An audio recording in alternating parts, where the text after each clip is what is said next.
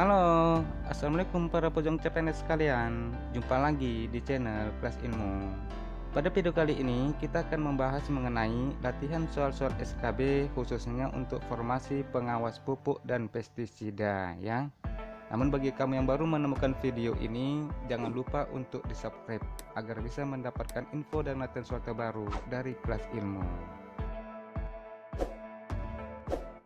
Baiklah teman-teman, kita langsung saja ke soal nomor 1 ya. Yang bukan merupakan pengawasan pupuk di tingkat peredaran yang dilakukan melalui pemeriksaan adalah titik-titik. A. Manfaat dan dampak negatif penggunaan pupuk. B. Mutu pupuk yang beredar. C. Jenis pupuk yang beredar. D. Publikasi pupuk. Atau E. Legalitas pupuk. Ya, di sini di tingkat peredaran ya. Kita akan bahas. Pengawasan pupuk di tingkat peredaran dilakukan melalui pemeriksaan, yaitu yang pertama, jenis pupuk yang beredar. Berarti dia di sini adalah optionnya yang C ya. Lalu yang kedua adalah mutu pupuk yang beredar. Berarti dia yang B. Lalu yang ketiga adalah legalitas pupuk. Berarti dia yang E ya. Legalitas pupuk ini artinya adalah memeriksa nomor pendaftaran dan kesesuaian label dan kemasan berdasarkan izin yang telah diberikan oleh Kementerian Pertanian ya. Lalu yang keempat itu adalah publikasi pupuk. Contohnya brosur dan leaflet ya. Berarti dia yang D. Berarti yang bukan merupakan pengawasan pupuk di tingkat peredaran adalah yang A. Manfaat dan dampak negatif penggunaan pupuk. Kalau untuk option A ini dia itu di tingkat penggunaan dari petani itu ya. Paham ya? Soal nomor 2. Secara umum pupuk yang beredar di pasaran menyebabkan pH tanah turun. Artinya titik-titik. A. Pupuk memiliki daya larut yang rendah terhadap reaksi tanah. B. Pupuk memiliki daya larut yang tinggi terhadap reaksi tanah. C. Reaksi tanah bersifat normal kepada pupuk yang diberikan. D. Reaksi tanah bersifat asam kepada pupuk yang diberikan. Atau E. Reaksi tanah bersifat basa kepada pupuk yang diberikan. Ini berarti kita menceritakan mengenai reaksi pupuk tersebut ya. Akan kita bahas. Reaksi pupuk merupakan bila suatu jenis pupuk diberikan pada tanah, maka pH tanah dapat berubah menjadi lebih tinggi atau menjadi lebih rendah ya.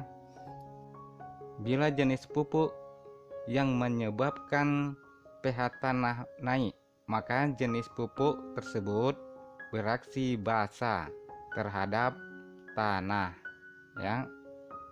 Kemudian bila jenis pupuk yang menyebabkan pH tanah turun, maka jenis pupuk tersebut bereaksi asam terhadap tanah. Di sini yang ditanyanya adalah arti dari yang menyebabkan pH tanah itu turun. Berarti dia yang D. Reaksi tanah bersifat asam kepada pupuk yang diberikan ya. Ngerti ya? Kita lanjut ke soal nomor 3. Tingkat bahaya pestisida dapat diketahui dari warna dasar label. Apabila warna dasar label biru muda berarti titik-titik. A. Berbahaya. B. Cukup berbahaya. C. Berbahaya sekali atau beracun. D. Sangat berbahaya sekali. Atau E. Tidak berbahaya pada penggunaan normal. Ya, kita akan bahas ya. Tingkat bahaya pestisida berdasarkan warna dasar label, yaitu yang pertama, coklat tua berarti sangat berbahaya sekali atau sangat beracun ya. Lalu yang kedua, merah tua berarti berbahaya sekali atau beracun. Yang ketiga, kuning tua berarti berbahaya. Yang keempat, biru muda berarti cukup berbahaya. Dan yang kelima, hijau berarti tidak berbahaya pada penggunaan normal ya. Di sini yang ditanyakannya adalah warna dasar label biru muda, berarti itu adalah cukup berbahaya. Jawabannya adalah yang B ya. Nomor berikutnya ya. Di bawah ini merupakan sampah organik yang bisa diubah menjadi pupuk kompos kecuali titik-titik. A. Daun-daunan. B. Potongan rambut. C. Bumbu dapur kadaluarsa. D. Debu belakang lemari es. Atau E. Kertas kado metalik. Ya, contoh sampah organik yang bisa diubah menjadi pupuk kompos itu misalnya adalah yang pertama sampah sisa makanan dan sayur-sayuran, kulit buah dan daging. Lalu yang kedua, bumbu dapur yang sudah kadaluarsa. Ini berarti yang untuk option C ya. Kemudian kertas bekas dan sampah tisu. Yang keempat, kotoran hewan peliharaan. Lalu daun-daunan. Nah, ini untuk option A, betul. Lalu potongan kayu. Potongan rambut, berarti dia yang B. Kemudian bulu hewan yang rontok. Dan debu belakang lemari es, ya. Berarti ini yang D ya. Yang ditanya di sini adalah yang kecuali, berarti dia yang E, kertas kado metalik. Paham ya? Soal nomor 5. Ini merupakan pertanyaan mengenai istilah-istilah dalam pengawasan pupuk dan pestisida ya. Dan kisi-kisi seperti ini ada juga nanti keluar dalam soal ujian SKB-nya. Pertanyaannya, bahan aktif murni yang digunakan sebagai pembanding dalam proses analisis kadar bahan aktif pestisida disebut titik-titik. A. Bahan aktif. B. Bahan teknis. C. Formulasi. D. Bahan aktif standar. Atau E. Bahan teknis olahan. Jawabannya adalah yang D. Bahan aktif standar. Itu merupakan bahan aktif murni yang digunakan sebagai pembanding ya dalam proses analisis kadar bahan aktif pestisida. Kalau dia untuk option A, kita bahas satu-satu ya. Kalau untuk option A, bahan aktif adalah bahan kimia sintetik atau bahan alami yang terkandung dalam bahan teknis atau formulasi pestisida yang memiliki daya racun atau pengaruh biologis lain terhadap organisme sasaran. Kemudian bahan teknis itu merupakan bahan baku pembuatan formulasi yang dihasilkan dari suatu pembuatan bahan aktif yang mengandung bahan aktif dan bahan pengotor ikutan atau dapat juga mengandung bahan lainnya ya.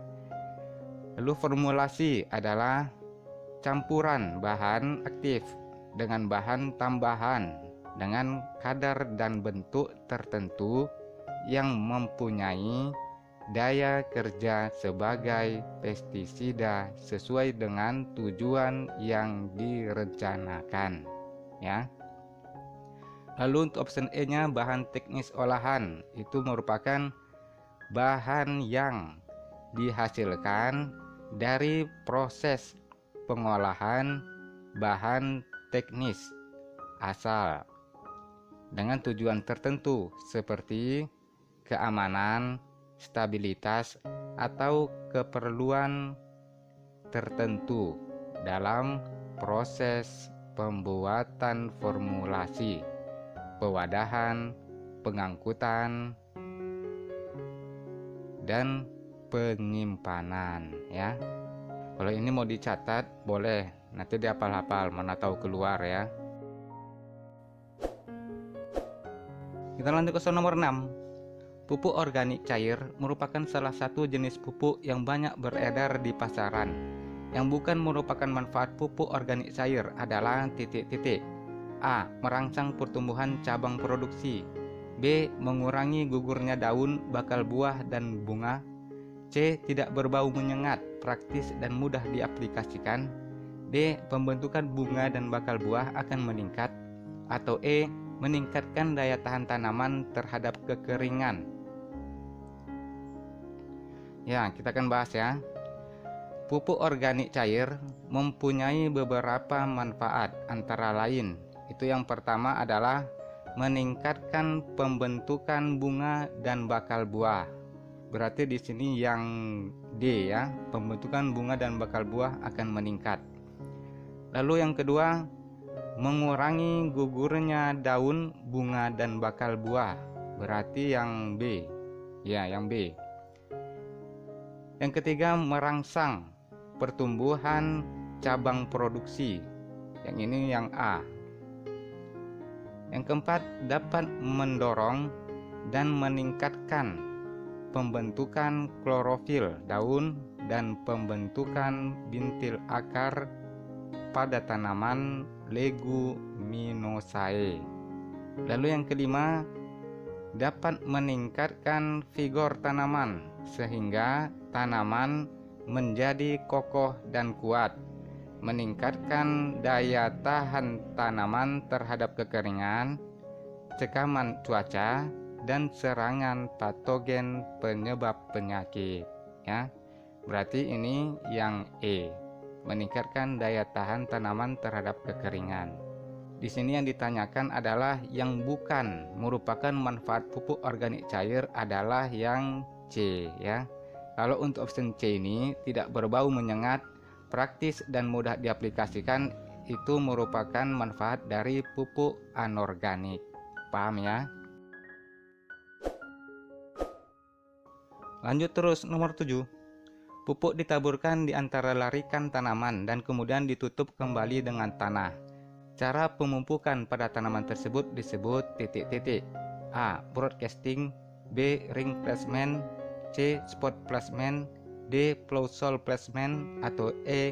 In the row placement. Jawabannya adalah yang B. Ring placement. Ya, kita bahas ya. Ring placement umumnya digunakan untuk tanaman tahunan dengan ditaburkan melingkari tanaman dengan jarak tegak lurus, daun terjauh atau tajuk daun, dan ditutupi kembali dengan tanah ya.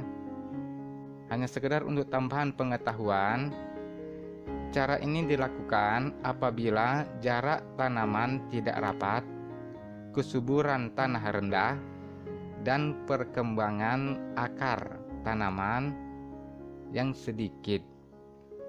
Keuntungannya adalah pengambilan hara pupuk oleh tanaman lebih mudah dan kehilangan hara pupuk dapat dikurangi ya.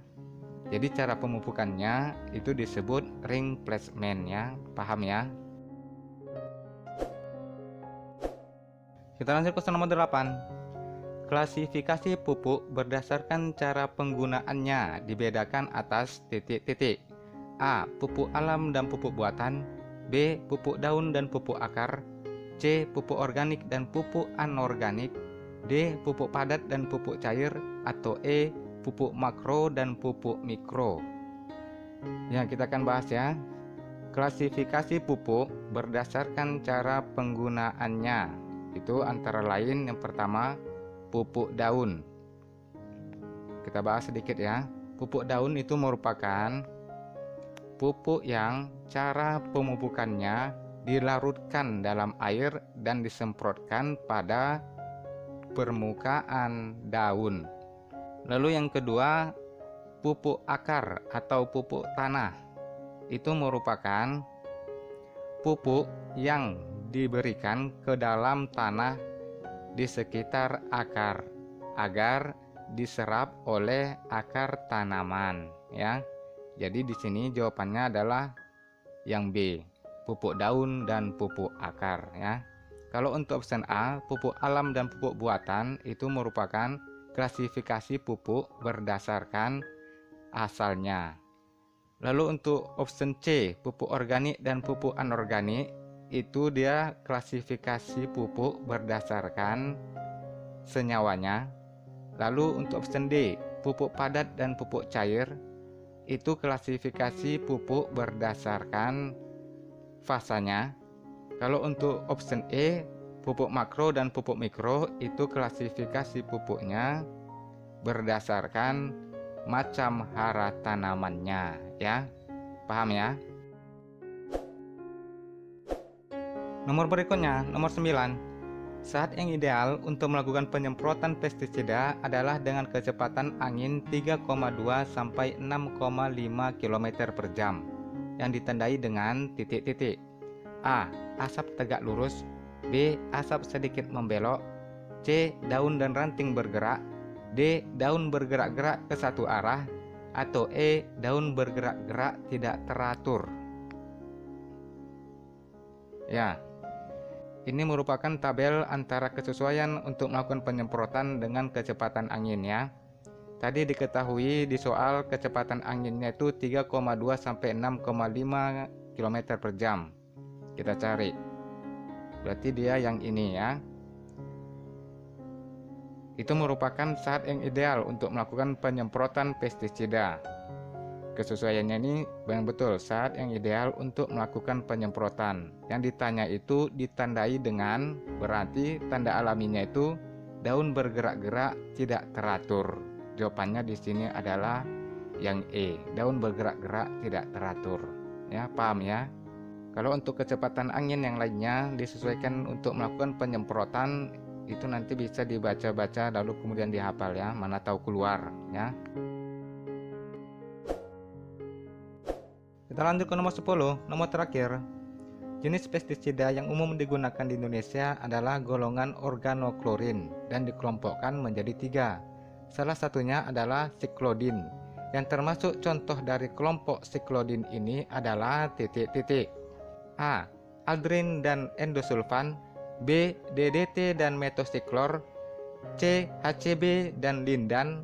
D. HCH dan portan. Atau E. DDD dan DDT. Ya, soal ini kita jadikan PR aja ya. Tulis pembahasan dan jawaban kalian di kolom komentar biar sama-sama belajar. Nanti insya Allah aku kasih jawabannya di akun Instagramku aja. Akun Instagramnya itu yang ini ya, @kelas_ilmu. Dan ini tolong juga di follow ya.